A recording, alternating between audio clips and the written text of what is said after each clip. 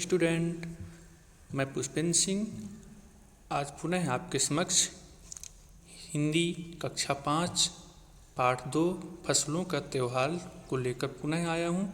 और जैसा कि हमने इसमें अपने पार्ट 1 में कुछ भाग पढ़ लिए थे, अब उससे आगे आज पार्ट 2 में पढ़ेंगे।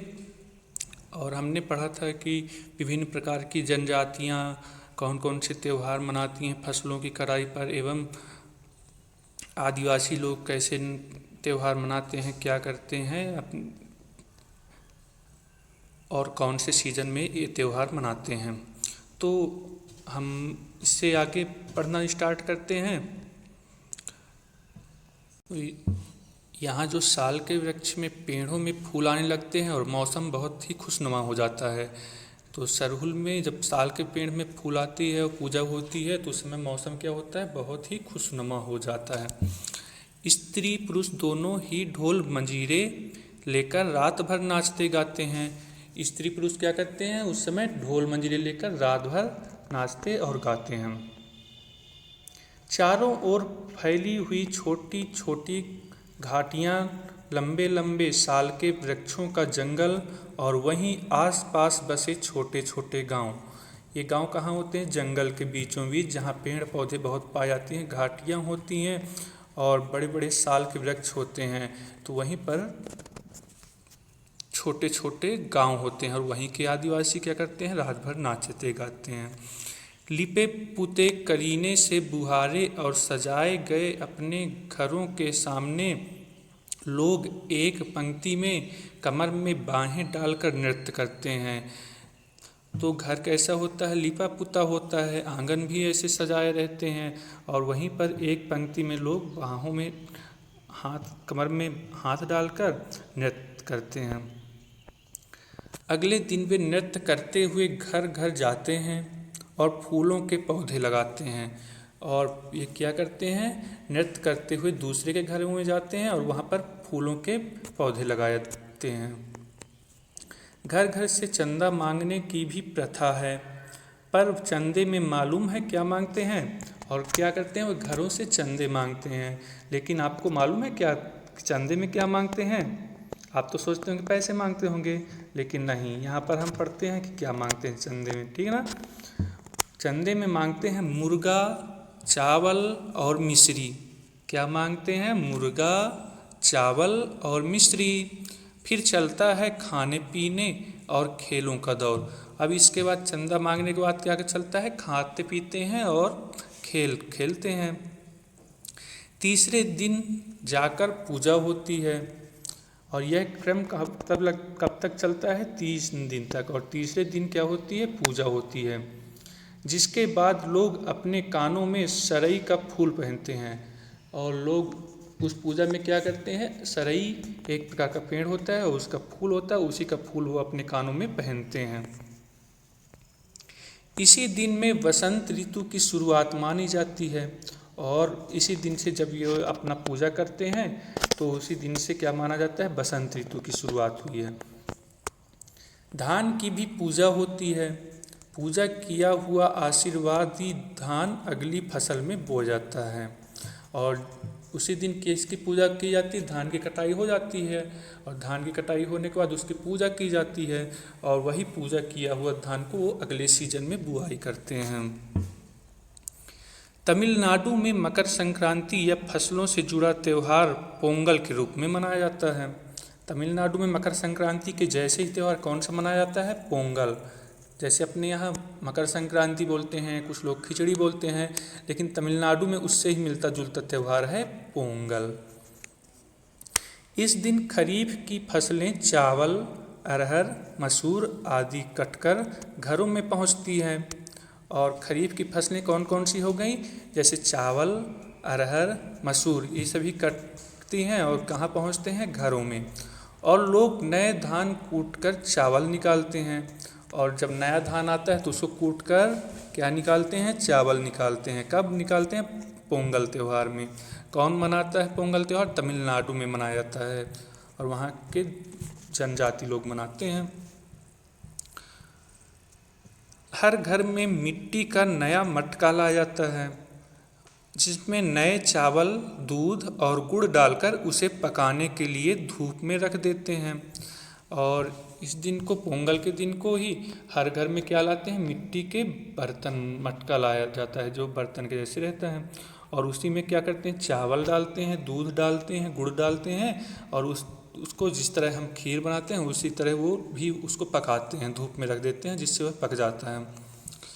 हल्दी शुभ मानी जाती है, इसलिए साबुत हल्दी को मटके के मुंह के चारों ओर बांध देते हैं।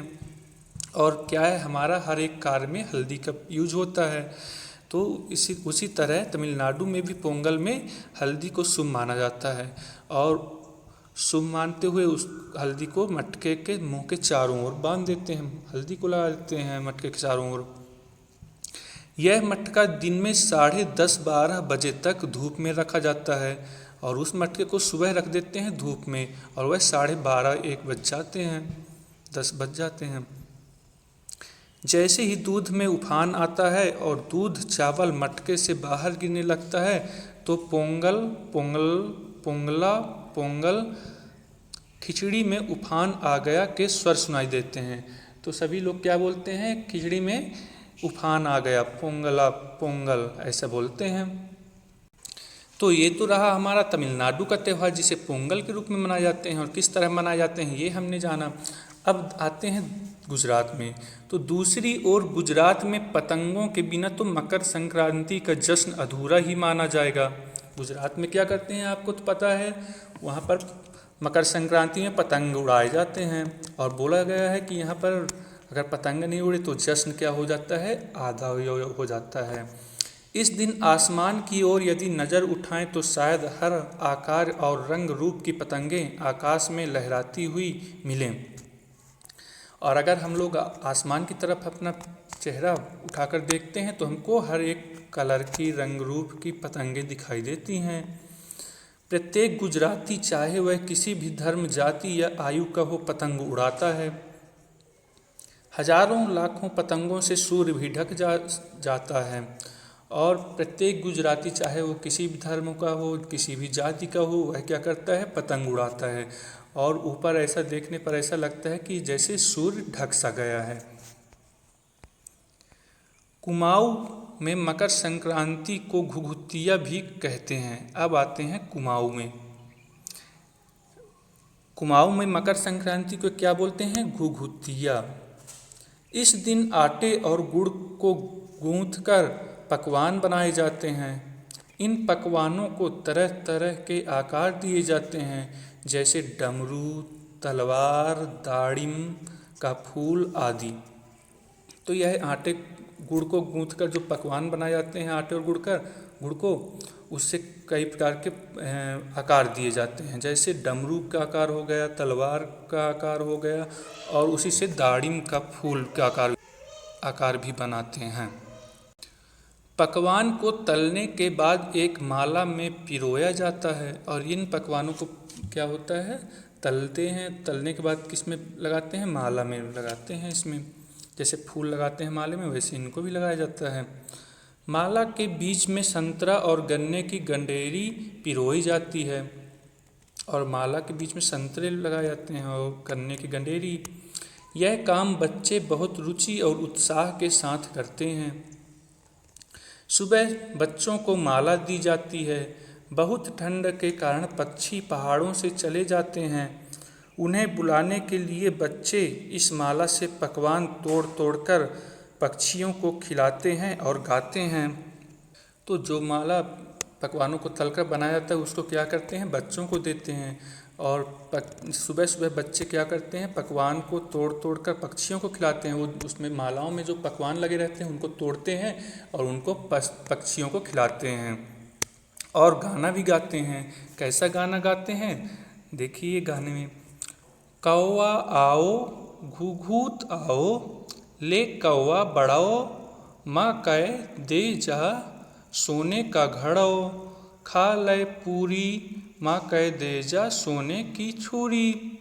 इसके साथ ही जिस चीज़ की कामना हो वह मांगते हैं। वो क्या मांगते हैं, कौवा आओ और हमको सोने के घड़े दो, और ये पूड़ी भी खाओ और हमको सोने की छुरी देकर चले जाओ।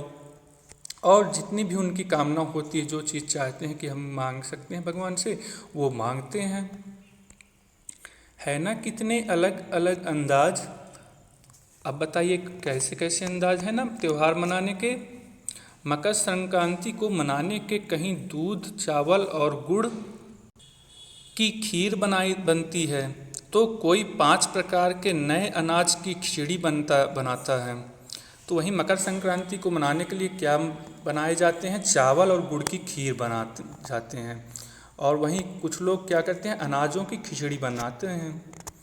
कहीं कहीं लोगों का सैलाब नदी में स्नान के लिए उमड़ पड़ता है।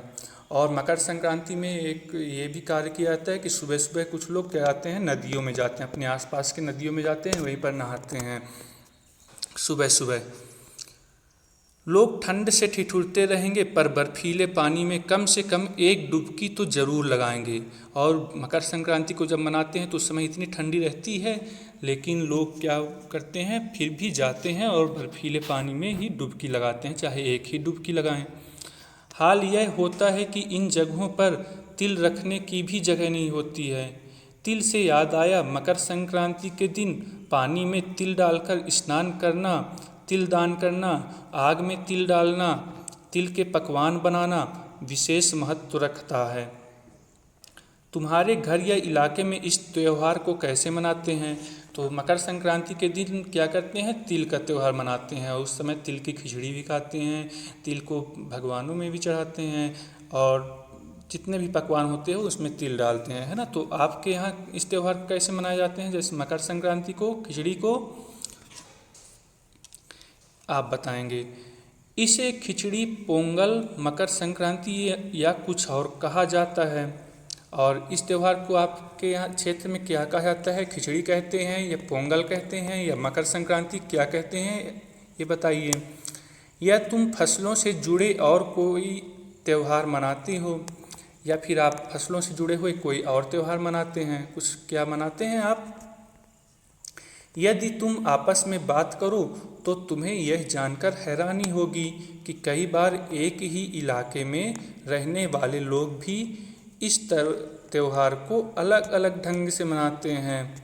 तो अगर आप यहीं क्लास में आपस में बात करेंगे कि यह त्यौहार को हमारे यहाँ कैसे मनाया जाता है, यह त्यौहार को हमारे यहाँ कैसे मनाया जाता है, तो आप इसके अलग अलग ढंग